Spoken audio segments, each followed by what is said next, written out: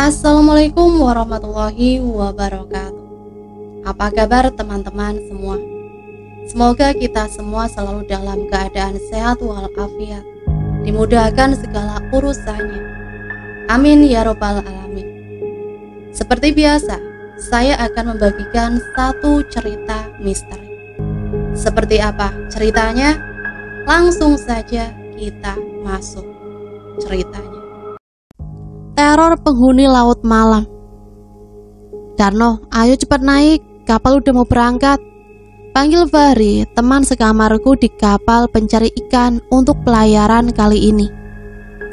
Aku mematikan rokokku dan menyusul Fahri menaiki kapal.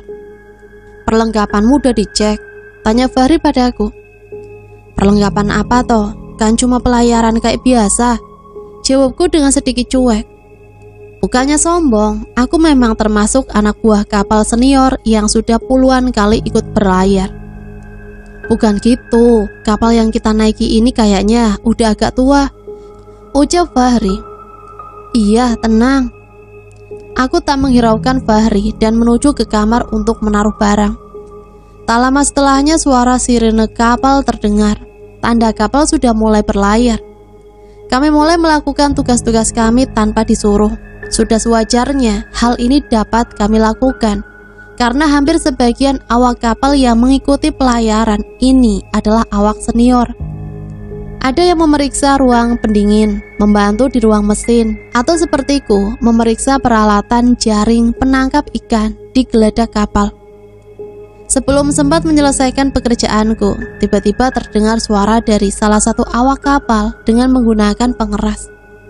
Kumpul, semua kumpul, ada briefing dari bos, ucap salah seorang anak buah kapal melalui pengeras suara di tengah-tengah pekerjaan kami.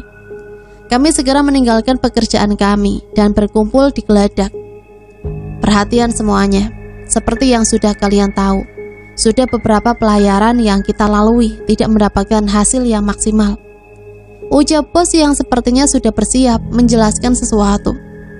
Jadi kali ini kita akan berlayar ke arah tenggara, arah laut yang masih jarang disentuh nelayan lain. Laut di tenggara pulau kami memang jarang didatangi nelayan. Selain karena medan karangnya yang berat, rumor mengenai hal gaib di sana juga banyak beredar. Untuk navigasi saya sudah membawa navigator yang handal, jadi tidak perlu khawatir. Fokus dengan tangkapan kalian, lanjut bos. Kami semua menyetujui tanpa ada yang berani membantah. Aku sendiri sebenarnya penasaran dengan kondisi laut di tenggara. Selama pelayaran aku belum pernah mendapat kesempatan ke sana. Semua itu karena memang tidak ada yang berani melanggar aturan tak tertulis itu. Hari mulai malam, suhu air sudah mulai rendah. Kami bersiap menebarkan jala sesuai petunjuk. 2 orang anak buah kapal turun ke air. Mereka membantu memasang posisi jala dari sisi yang berbeda. Setelah semua siap, mesin kapal pun dimatikan. Setelah menyelesaikan tugasnya, kedua anak buah kapal yang terjun ke laut pun berenang kembali untuk naik ke kapal. Benar, di sini banyak ikannya, ucap mereka yang menyaksikan sendiri keberadaan ikan-ikan di bawah laut yang sudah menjadi target kami.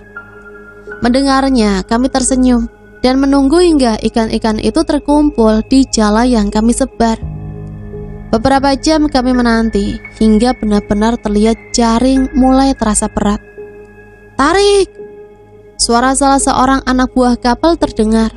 Kami segera mengambil posisi untuk mengatur menarik jaring yang telah terisi ikan dan menarik secepat mungkin dibantu dengan sebuah mesin penggulung yang sebenarnya jauh lebih berguna dari tenaga kami. Sayangnya tak lama tiba-tiba jala kami terasa berat, seperti menyangkut pada sesuatu. Tarik Darno, tarik! Ucap Fahri yang berada di sebelahku. Gak bisa, nyangkut! Kami mencoba memperbaiki jaring, namun tiba-tiba tetesan air hujan mulai membasahi tubuh kami. Yah, hujan! Masih bisa dapat ikan gak ini? Keluh Fahri pada aku. Hujan turun semakin deras, dan setelahnya tanpa dapat ditebak, ombak datang dan melemparkan perahu dengan kencang. Kami semua berhamburan memasuki kapal.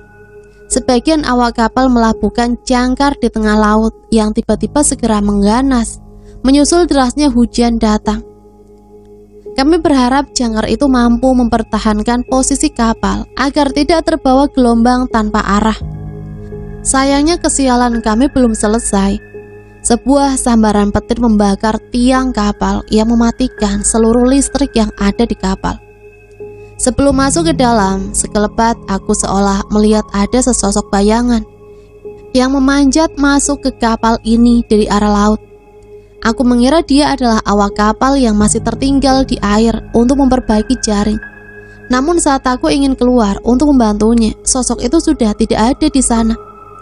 Suasana panik saat itu membuatku memutuskan untuk melupakan kejadian itu dan melanjutkan masuk menuju kabin. Malam itu dilalui tanpa adanya aliran listrik. Beberapa awak kapal yang memang bertugas untuk melakukan perawatan di bagian kelistrikan masih berkutat di ruangan genset. Hening, suasana di kapal ini seketika berubah menjadi hening. Hanya suara deburan ombak yang berani mengisi keheningan ini. Dengan ombak setinggi ini, tidak ada yang berani keluar untuk melakukan aktivitas di luar sana. Kami hanya berharap badai di tempat ini segera berakhir dan kami masih memiliki kesempatan untuk mencari hasil tangkapan. Aku mencoba untuk tidur dengan kondisi seperti ini. Namun sepertinya kali ini aku membutuhkan waktu lebih lama untuk tertidur. Di tengah rasa kantukku, samar-samar terdengar suara pintu terbuka perlahan. Dengan setengah sadar aku membuka mata dan memastikan teman sekamarku masih berada di kasurnya. Awalnya aku ingin membiarkan saja pintu yang terbuka itu dengan rasa kantuk yang lebih menguasaiku. Namun gelombang laut membuat pintu itu terus berayun dan membuat suara gaduh. Aku turun dari kasur, berjalan perlahan dan menyentuh daun pintu itu dan menutupnya. Tetapi sesuatu yang aneh melintas dengan cepat di depan mataku. Seseorang yang belum pernah kulihat melintas di depan pintu kamarku dengan wajah pucat dan tanpa ekspresi sama sekali. Gerakannya tidak seperti sedang berjalan layaknya manusia yang berjalan di kapal dengan guncangan ombak. Ia seperti melayang. Rasa kantukku hilang seketika bersama dengan rasa takut yang seketika muncul menyelimuti tubuhku. Aku membutuhkan waktu untuk meyakinkan diri untuk menoleh ke arah lorong kamar, memastikan siapa yang melintas di depanku tadi, hingga akhirnya aku menoleh ke arah perginya sosok itu. Tidak ada siapapun yang terlihat di sana selain kegelapan yang menyelimuti lorong kabin. Tapi anehnya, semua pintu kamar kabin anak buah kapal terbuka, seperti yang terjadi di kamarku tadi. Mataku tertuju pada sebuah cahaya yang muncul dari sebuah kamar yang ku tahu itu adalah kamar Fahri. Kemungkinan dia sudah mempersiapkan lampu emergensi untuk keadaan seperti ini. Dan saat itu juga aku memutuskan untuk menghampirinya. Jangan. Terdengar suara seperti seseorang yang menangis tak jauh dari tempatku berada. Jangan naik ke sana. Aku menoleh ke arah sebuah kamar gelap yang kulewati. Suasananya tidak jauh berbeda dengan kamarku. Di sana terlihat seseorang sedang meringkuk ketakutan di lantai tanpa ada awak kabin lain yang berada di sekitarnya. Saat aku mencoba mendekat, tiba-tiba pria itu segera berlari ke arah pintu dan membantingnya seolah melarangku untuk mendekat. Samar-samar terdengar suara pria yang menahan pintu itu dari dalam mencoba memperingatkanku. Jangan naik ke atas, kita sudah melanggar tabu. Ucapnya dengan nada yang ketakutan. Aku mencoba mencerna apa yang ia maksud, namun kupikir aku akan membicarakan ini dengan Fahri dan segera meninggalkan kamar itu. Dengan meraba-raba tembok kapal yang memanduku berjalan di kegelapan. Sekali lagi, belum jauh aku berjalan dari kamar tadi, aku merasakan ada sesuatu seperti memperhatikanku dari belakang. Aku mencoba tidak mempedulikannya dan terus melanjutkan langkahku. Sayangnya rasa merinding yang muncul seketika seolah memastikan ada sesuatu yang memperhatikanku di belakang sana. Dengan gemetar aku memutar tubuhku untuk memastikan sosok itu. Lorong yang tadi siang terlihat biasa saja, kini terlihat mengerikan di tengah kegelapan. Seolah lorong itu terlihat tidak memiliki ujung. Jauh dari dalam kegelapan, aku melihat sebuah pergerakan yang mendekat. Manusia? Bukan. Sesuatu yang berukuran pendek, tidak terlalu tinggi dari lututku. Namun benda itu bergerak tanpa ada pengaruh guncangan di kapal ini. Aku berusaha berpikir bahwa itu adalah tikus atau hewan lain, atau setidaknya sebuah benda yang bisa bergerak. Sayangnya prasangkaku musnah bersama kemunculan sosok makhluk yang mendekati itu. Sebuah kepala makhluk berambut panjang dengan wajahnya yang pucat muncul dari lantai lorong kabin seolah melayang mendekatiku. Kepala yang semula hanya terlihat dari hidung hingga rambut perlahan semakin tinggi, memamerkan tawanya yang lebar, hingga ujung bibirnya hampir menyentuh telinganya. Seketika tubuhku lemas dan terjatuh. Belum pernah aku melihat hal seperti ini sebelumnya. Aku mencoba berdiri, namun beberapa kali aku terjatuh kehilangan tenaga, dan sialnya kepala itu semakin mendekat ke arahku. Setan, tolong! Aku berusaha mencari pertolongan dari siapapun yang kuharap bisa mendengarkan suaraku. Namun sepertinya sama sekali tidak ada tanda-tanda seseorang yang mendengar. Saat itu juga air mataku menetes, menahan setiap kengerian yang menyelimuti tubuhku. Pergi! Tolong! Pergi! Aku sudah tidak tahu lagi dengan apa yang sudah kuucapkan. Namun di tengah kesadaranku yang berada di ambang-ambang, aku merasakan seseorang menarik tubuhku ke belakang. Entah apa yang terjadi setelahnya, tiba-tiba aku sudah berada di sebuah kamar dengan sedikit cahaya, dengan tangan yang menutup mulutku seolah bermaksud menahanku agar tidak berteriak. Mereka yang menarikku segera mematikan lampu emergensi di kamarnya dan menatap ke arah pintu kamar yang masih terbuka. Kami menunggu dengan degup jantung yang terasa berdetak dengan tidak beraturan. Mulutku tertutup, namun saat itu mataku masih bisa melihat dengan jelas sesosok kepala pucat yang melintas di depan pintu kamar kabin tepat di hadapanku. Nafasku terengah-engah, seolah tidak percaya dengan apa yang kulihat. Tenang dulu, biar aman dulu. Terdengar suara seseorang yang kukenal berada di antara orang-orang yang menarikku. Itu adalah suara Fahri. Mendengar suaranya aku menjadi cukup tenang. Aku mencoba mengatur nafasku dan mencoba mengumpulkan keberanianku. Melihatku sudah mulai tenang, seseorang yang menahanku melepas tangannya dan berjalan mencoba mengintip ke arah luar. Ia mencoba menutup pintu kamar, namun entah mengapa pintu itu selalu terbuka dengan sendirinya. "Kamu ngapain keluar kamar?" ucap Fahri. Aku membalikan badan, sudah ada 2 orang lain di kamar itu selain Fahri. Ini ada apa sebenarnya, Fahri? Makhluk-makhluk itu apa? Tanya aku. Fahri menoleh kepada kedua temannya yang sepertinya juga tidak memiliki petunjuk. Kami juga nggak tahu Darno, seumur-umur ikut kapal orang, belum pernah ada kejadian seperti ini. Jelas Fahri. Saya Karto, ini teman saya Binsar. Kami kesini karena melihat kamar Fahri ada cahaya. Jelas seseorang yang bernama Karto. Sepertinya dia yang tadi menyelamatkanku ke kamar ini. Terus teman sekamarmu mana, Fahri? Tanya aku. Entah, tadi dia bilang mau ke atas mengecek sesuatu, tapi sudah beberapa jam dia tidak kembali. Jawab Fahri. Seketika aku teringat perkataan seseorang dari salah satu kamar tadi yang melarangku untuk naik ke atas. Saat itu juga aku merasakan firasat tidak enak dengan teman sekamar Fahri yang baik ke atas. Tadi di belakang kamar sebelum kamar ini ada awak kabin yang nangis dan bilang ke saya, jangan naik ke atas. Ceritaku pada mereka. Maksudnya gimana, Nok? Katanya kita sudah melanggar hal tabu. Saat itu juga Fahri dan kedua orang lainnya saling bertatapan. Terlihat raut wajah kekhawatiran terpampang di wajah mereka. Fahri, siapin barang-barang yang kemungkinan bisa terpakai. Senter, pisau, tali atau apa. Kita cek keadaan yang lain. Ucap Binsar yang terlihat paling berani di antara kami. Fahri mengangguk dan mulai mempersiapkan tas dan mengambil barang-barang dari lokernya. Beruntung Fahri masih bisa menemukan satu buah senter lagi, sementara lampu emergensi bisa kami simpan untuk hal darurat lain. Dengan sigap kami membantu memasukkan barang-barang itu ke dalam tas dan bersiap untuk meninggalkan kamar.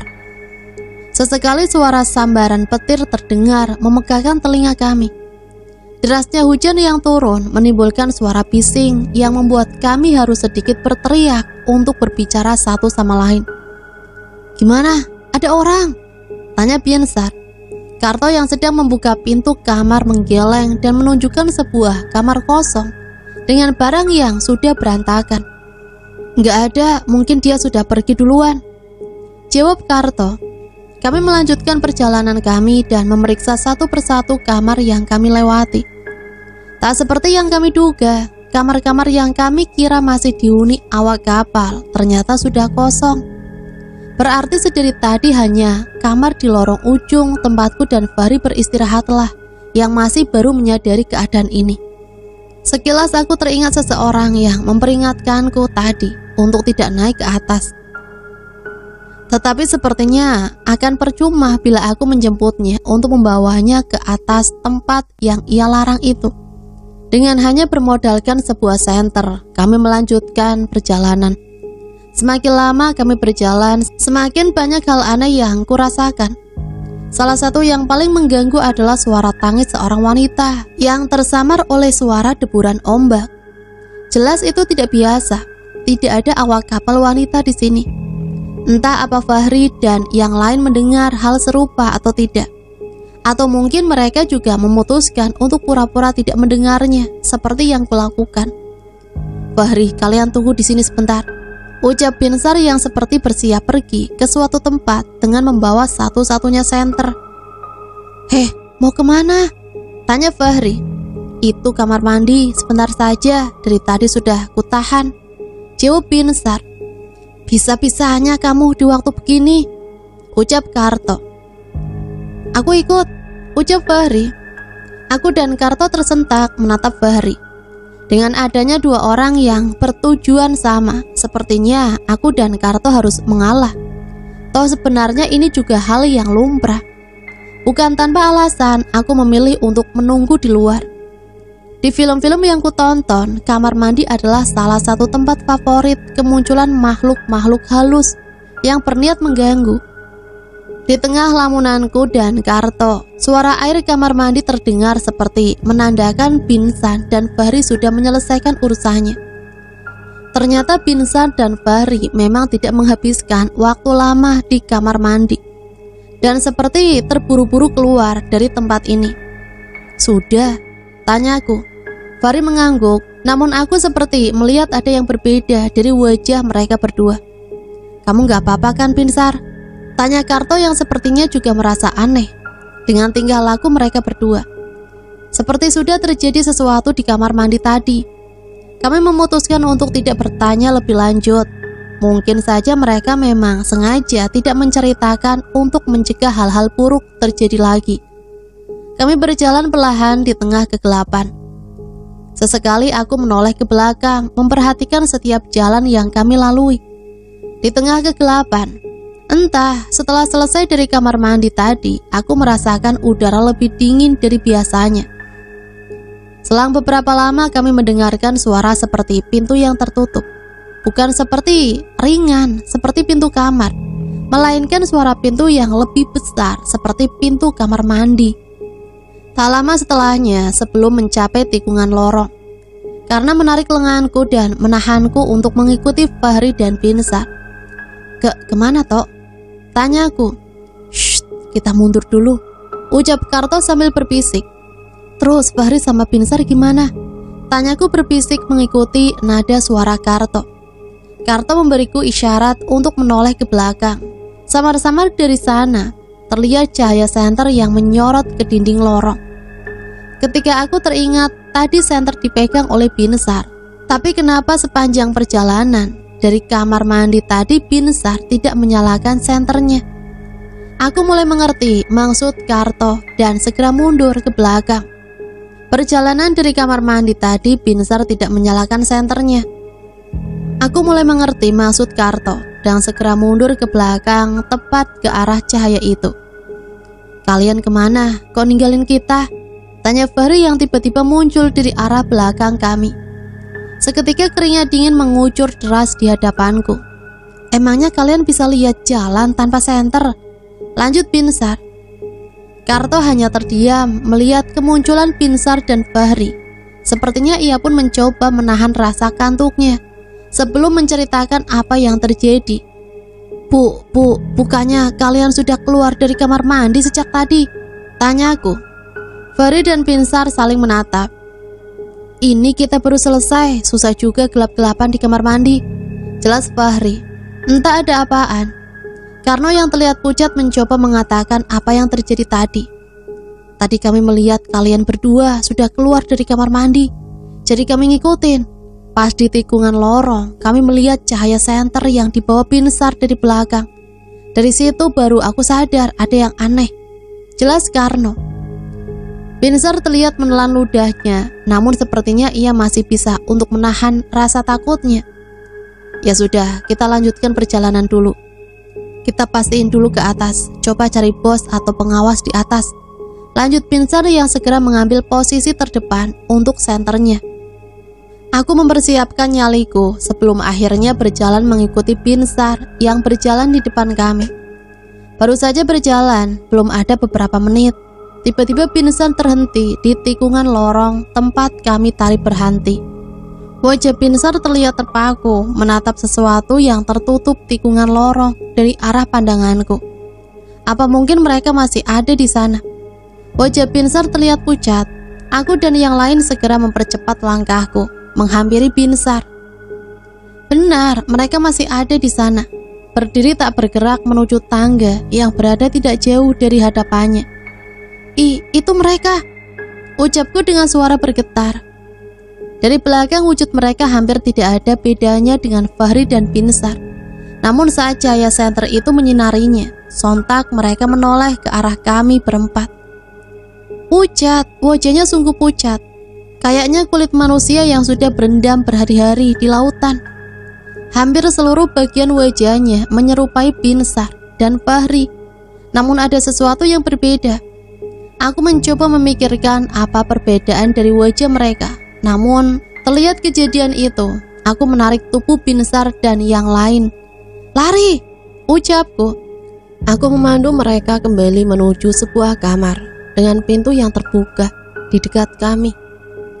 Di situ kami menutup pintu rapat-rapat dan kembali mematikan lampu senter. Entah makhluk itu mengikuti kami atau tidak, tapi sepertinya kami sepakat untuk tidak bersembunyi dalam waktu yang lama. Kita nggak bisa begini terus. Kita berempat. Kalau ketemu makhluk begituan lagi, tabrak saja, ucap Binsar dengan logatnya yang khas.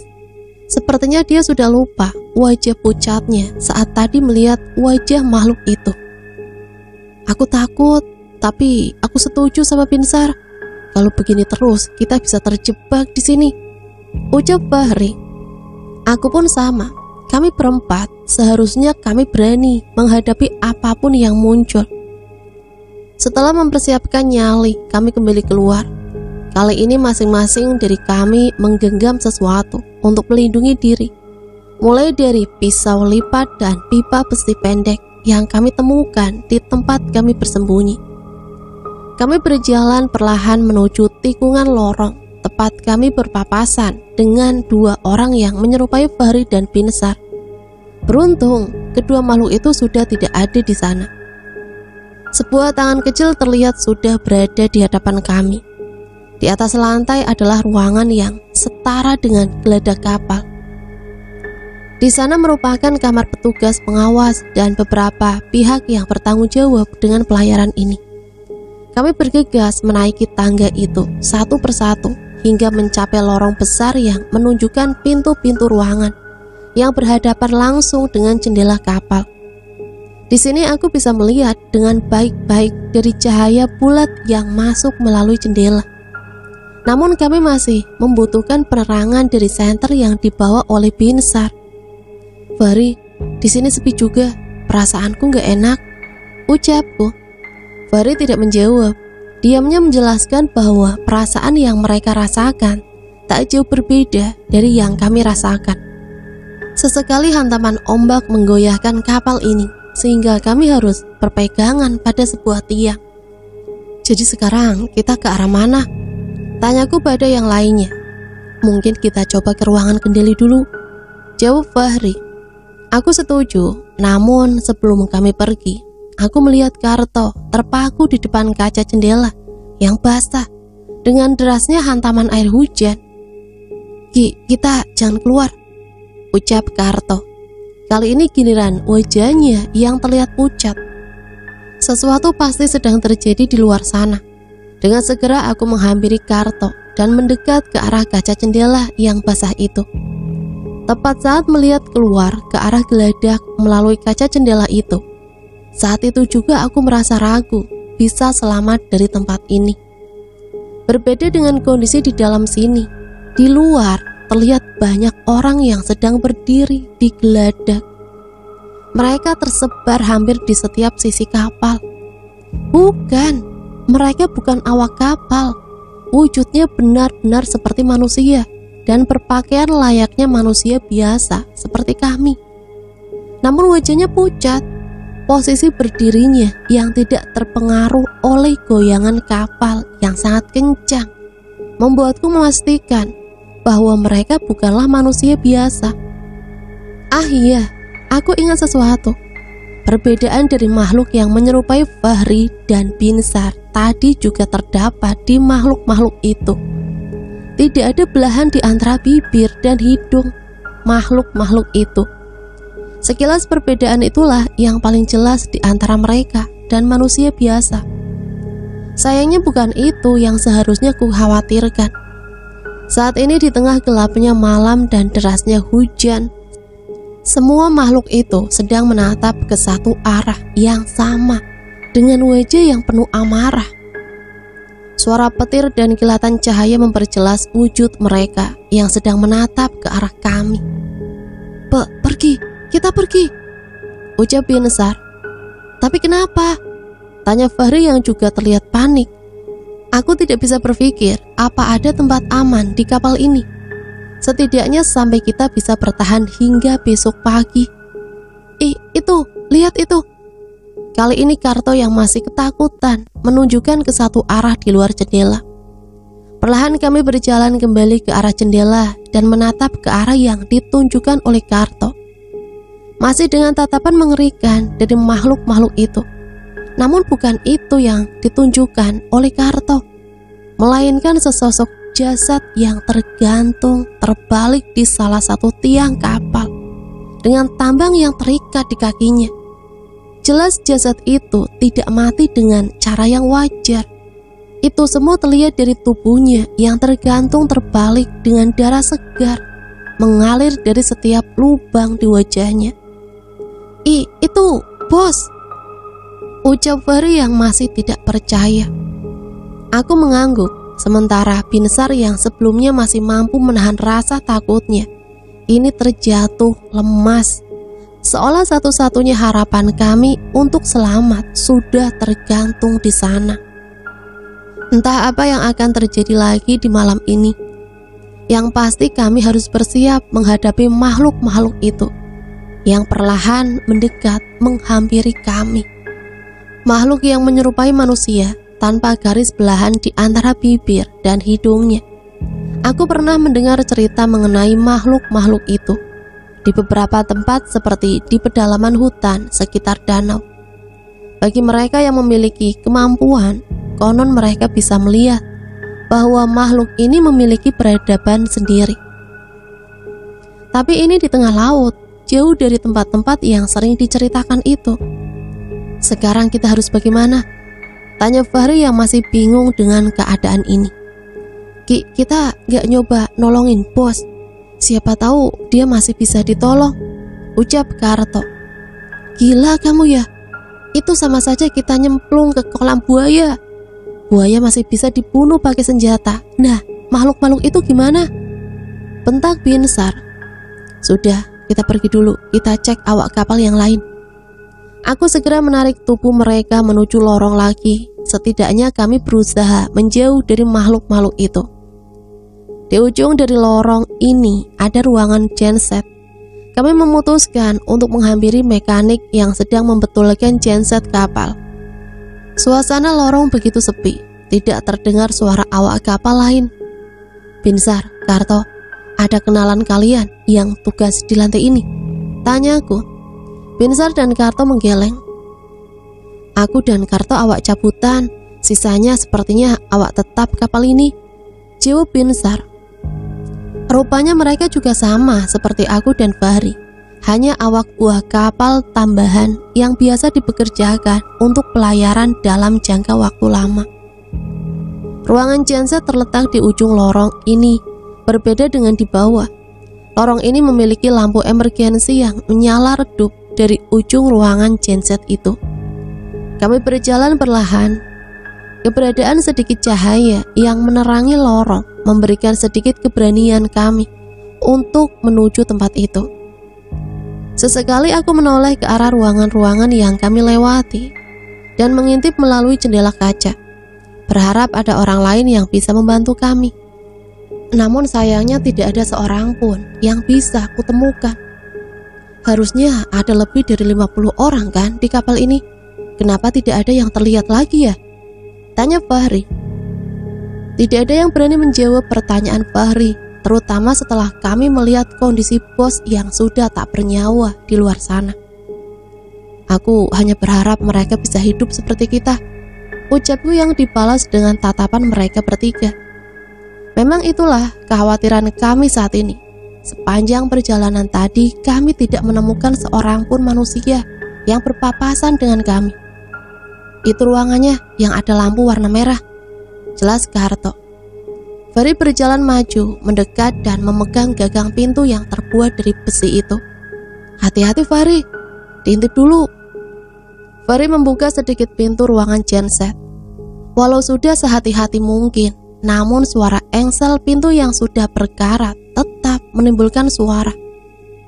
Halo, ada orang, teriak Binsar.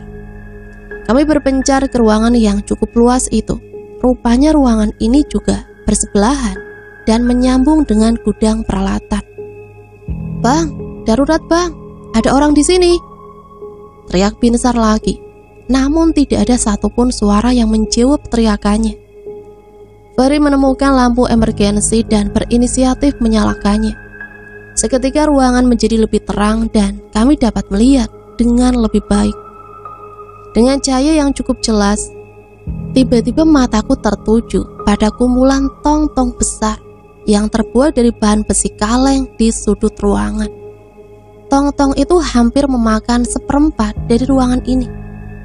Fahri, Darno, kesini, ucap Binsar dengan nada suara yang sedikit bergetar. Aku dan Fahri segera berlari menghampirinya. Binsar menunjuk ke salah satu celah antar mesin dan menyorotkan senternya. Seketika aku terjatuh saat melihat sosok yang ditunjukkan oleh cahaya senter Binsar. Jasad seorang laki-laki yang masih berpakaian seragam mekanik, lengkap dengan sarung tangan karet dan sepatu bootnya, terlihat seolah sedang bersembunyi di celah mesin itu. Namun bukan itu saja yang mengerikan.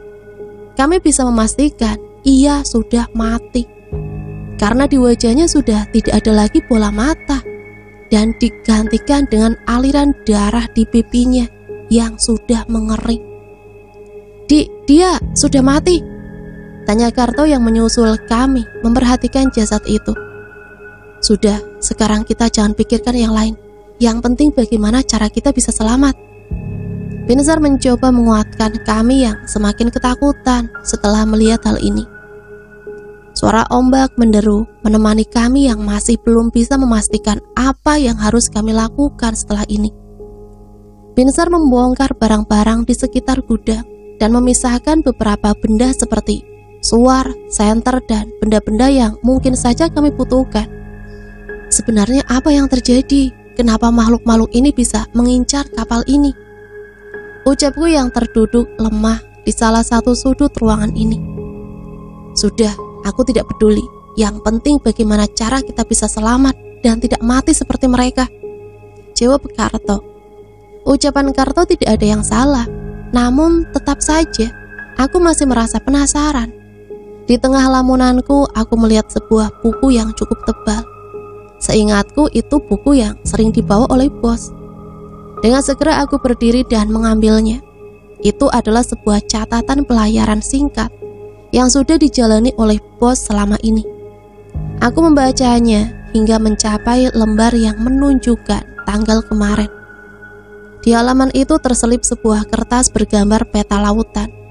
Sebuah catatan kaki tertulis di bawah gambar peta ini. Buang tong-tong itu di 3 tempat yang berbeda. Seketika aku melihat peta itu kembali dan melihat beberapa tempat sudah ditandai dengan tanda silang. Ketiga tempat itu masih berada di sekitar Laut Tenggara. Fahri, Binsar, Karto, coba lihat ini. Mereka menghampiriku dan segera memperhatikan buku catatan yang kutunjukkan. Rupanya bos ada tujuan lain ke lautan ini. Jelasku. Memangnya isi tong itu apa? Limbah? Tanya Karto. Nggak tahu, nggak tertulis di sini, balasku lagi. Tak berselang lama tiba-tiba sebuah ombak besar kembali menghantam kapal ini dan menjatuhkan kami bertiga. Tak hanya itu, sebuah tong besar yang sebelumnya berada di atas tong lainnya terjatuh hingga tutupnya terbuka. Mendengar suara yang keras itu, spontan Binsar mengarahkan senternya ke tong itu. Tangan, itu tangan, teriak Karto saat melihat tangan muncul dari tong itu. Mayat, tong itu berisi mayat. Mendengar ucapan Karto, kami bergegas menghampiri tong itu dan memperhatikan isinya. Benar, kata Karto, tong itu berisi jasad seseorang. Itu bukan jasad biasa. Sebagian tubuh jasad itu dicor dengan semen di dalam tong itu hingga tidak bisa bergerak. Terlihat juga bekas siksaan di tubuh mayat yang mati dengan mengenaskan itu. Aku memperhatikan catatan tadi dan menyadari lokasi pertama adalah tempat kami menebarkan jala tadi. Bos brengsek, teriak Binsar sambil melampiaskan kekesalan dengan menendang barang-barang di sekitarnya. Wajah panik kembali muncul di wajah kami semua. Aku tahu wajah jasad itu. Dia orang penting yang sering muncul di berita televisi, ucap Fahri dengan wajahnya yang pucat. Ini perbuatan yang keji. Rupanya kapal ini juga membawa tugas lain untuk membuang jasad di dalam tong ini ke laut. Mereka sengaja memilih Laut Tenggara yang memang dihindari oleh para nelayan. Jadi ini alasan kapal ini dikutuk. Kita bukan cuma melanggar tabu, tapi juga sudah bertindak kelewatan, ucap Karto. Aku terduduk lemas mengetahui kenyataan ini.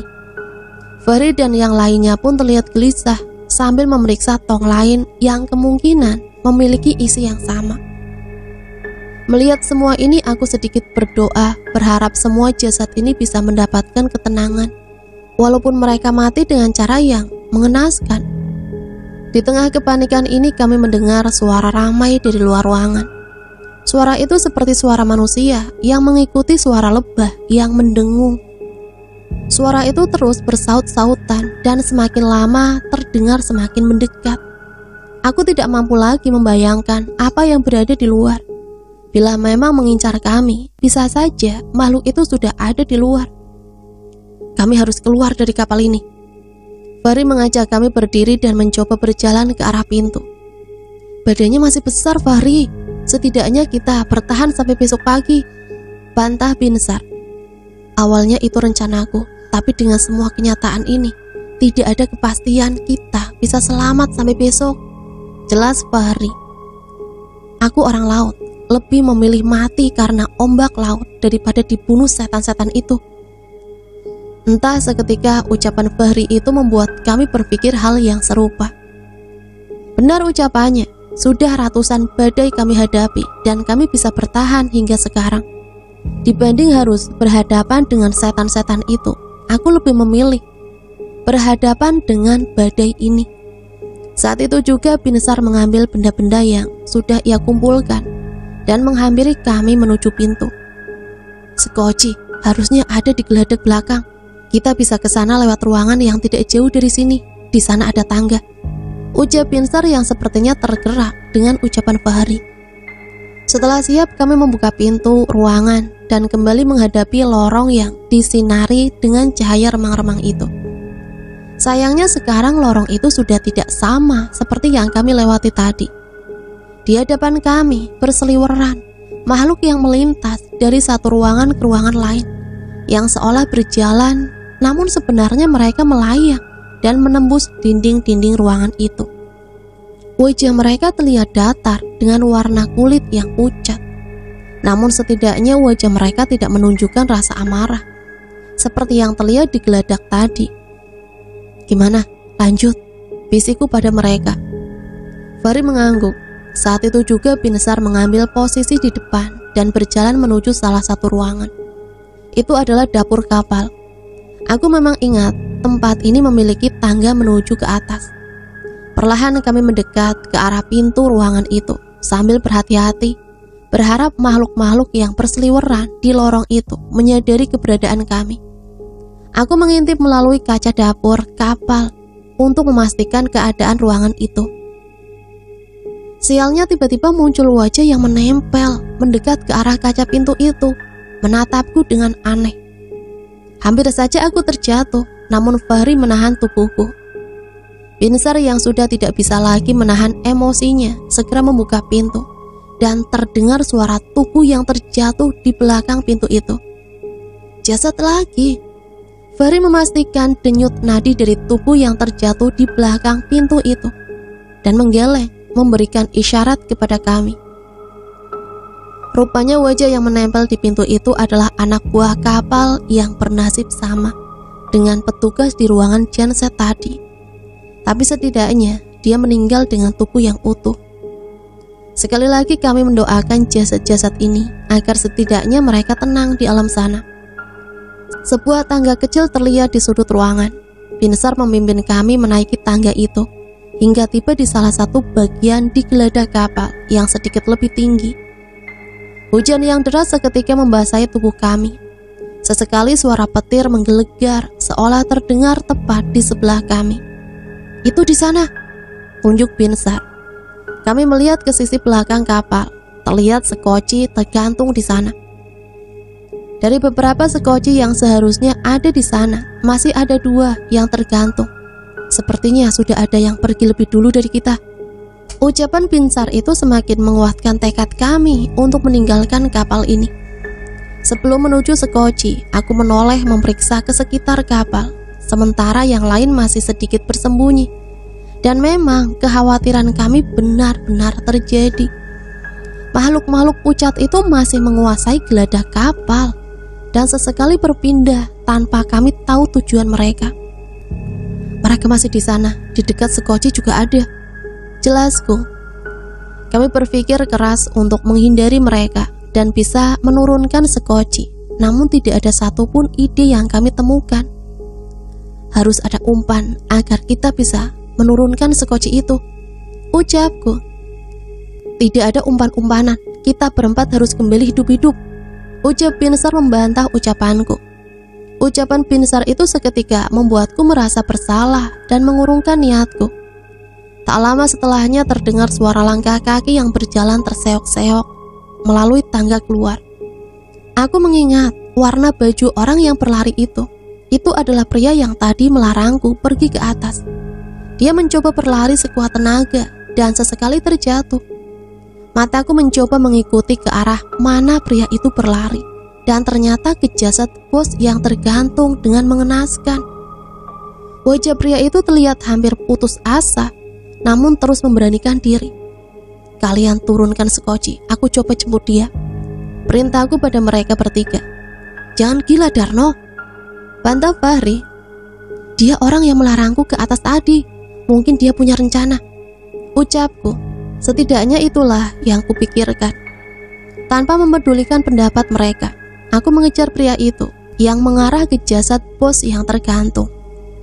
Fahri, Binsar, dan Karto, bersiap mengambil posisi menurunkan sekoci yang sebenarnya mampu menampung lebih dari 10 orang itu. "Kesini, kita pergi!" teriakku pada pria itu. Namun ia hanya menoleh dan kembali ke tujuannya. Sementara semua setan itu sudah mulai menatap ke arahku. Di tengah hujan yang masih turun dengan deras, pria itu memanjat tiang dan menggunakan sebilah pisau untuk memotong tali yang menggantung jasad bos. Tak lama kemudian jasad itu terjatuh di lantai geladak dengan darah yang masih mengalir bercampur dengan air hujan. Pria itu berlari menghampiriku, berlari dengan tersengal-sengal, sementara setan-setan itu memperhatikan jasad yang terjatuh itu. "Lari!" perintahnya. Aku membantunya menopang tubuh pria itu yang sepertinya sudah kelelahan. Saat aku menoleh, terlihat di makhluk-makhluk itu seketika berkumpul, merubungi jasad bos yang sudah mengenaskan. Mereka menatap dengan penuh amarah, menggenggam hampir di setiap bagian tubuhnya dan mencabik-cabik dengan kuku mereka yang tajam. "Mereka sedang apa?" tanya aku. "Sudah, nanti saya jelaskan. Yang penting kita selamat dulu," ucapnya. Aku setuju dan segera berlari menuju sekoci yang sudah diturunkan. Dengan bantuan Binsar dan Fahri, kami menaiki sekoci dan melepaskan tali yang menyambungkan sekoci itu dengan perahu. Saat terpisah dari kapal, seketika gelombang besar menghantam sekoci itu menjauh dari perahu. Kami sekuat tenaga berpegangan agar tidak terlempar ke lautan. Saat itulah keanehan mulai terjadi. Gelombang yang menghantam sekoci seketika mereda. Namun jauh dari pandangan, tadi badai dan gelombang laut masih menerjang kapal besar yang kami tinggalkan. Dari jauh kapal itu terlihat seolah bukan lagi kapal yang dimiliki manusia. Puluhan, bahkan mungkin ratusan makhluk berwajah pucat berdiri memenuhi seluruh kapal dan memandang ke arah kami. Saat itu juga aku merasakan keputusan kami sudah tepat untuk meninggalkan kapal ini. "Apa masih ada orang lain di perahu itu?" tanya aku. Pria itu menggeleng. "Kalaupun ada, mungkin mereka tidak bisa selamat lagi," jawabnya. "Saya Ilham, awak kapal juga seperti kalian. Sebelum kalian ke atas, saya sudah naik duluan dan melihat setan-setan itu menaiki kapal." Kami memperhatikan cerita seseorang yang mengaku bernama Ilham itu. Lambat laun juga saat sekoci itu menjauh dari kapal, hujan pun mulai mereda dan ombak semakin tenang. "Lalu bagaimana bos bisa mati?" tanya Binsar.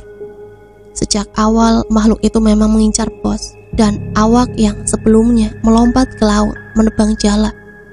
Saat bos mati, sebagian dari kami berinisiatif menggantung jasad bos agar bisa mengalihkan perhatian makhluk itu dan bersembunyi. "Lalu kamu ketakutan memperingatkanku supaya tidak naik ke atas?" potongku. Ilham mengangguk. "Saat mendengar suara kalian pergi, aku menyusul ke atas dan melihat semua teman-temanku mati terbunuh. Saat itu juga aku merasa harus meninggalkan kapal dan naik ke atas." Fahri mencoba ikut campur dalam perbincangan ini. Sepertinya ada yang membuatnya penasaran. "Ilham, apa kamu pegawai kapal ini?" tanya Fahri. "Bukan, saya baru ikut di pelayaran ini." Dari jawaban itu kami mengambil kesimpulan, sepertinya yang diincar oleh makhluk itu hanya anak buah kapal tetap yang bekerja langsung di bawah bos itu. Kami yang lelah sudah tidak ingin berbicara lebih jauh lagi. Saat ini kami masih harus menyimpan tenaga hingga menemukan daratan atau menemukan kapal yang lewat. Sayangnya ini Laut Tenggara, sangat jarang ada kapal nelayan yang berlayar ke sini. Mungkin sudah sehari semalam kami terombang-ambing di laut ini. Beruntung Binsar sudah membawa beberapa logistik dan peralatan di tasnya yang membantu kami untuk mencari ikan. Sementara air hujan dari badai ini bisa kami kumpulkan untuk air minum. Setelah cukup lama di tengah kesadaran kami, tiba-tiba Binsar berdiri, mengambil suar dan menembakkannya ke langit. Rupanya ada kapal patroli yang mendekat ke arah kami. Itu kapal, kita selamat," ucap Binsar. Petugas laut itu curiga dengan kapal nelayan kami yang tidak kembali dan tidak ada kabar. Beruntung kapal ini adalah kapal milik perusahaan yang besar sehingga keberadaannya masih terpantau. Saat itu kami memulihkan diri dan memberikan keterangan mengenai kejadian yang kami alami. Mulai dari badai datang hingga soal keberadaan makhluk-makhluk halus itu. Petugas yang sudah senior pun menanggapi cerita kami. Salah satu alasan Laut Tenggara dilarang untuk dilayari, salah satunya adalah karena adanya mitos keberadaan suku asli yang berada di sisi alam lain Lautan Tenggara. Jujur aku merasa kaget karena belum pernah mendengar cerita itu. Hampir semua cerita di kapal kami ceritakan kepada petugas. Namun aku, Fahri, Karto, dan Binsar sepakat untuk tidak menceritakan mengenai jasad di dalam tong itu demi keselamatan kami. Nah, itulah satu cerita yang bisa saya bagikan. Cukup ngeri ya. Semoga cerita ini bisa menghibur teman-teman semua. Sampai di sini saya pamit undur diri. Mohon maaf apabila banyak salah kata. Sampai berjumpa kembali di video selanjutnya. Matur suwun. Wassalamualaikum warahmatullahi wabarakatuh.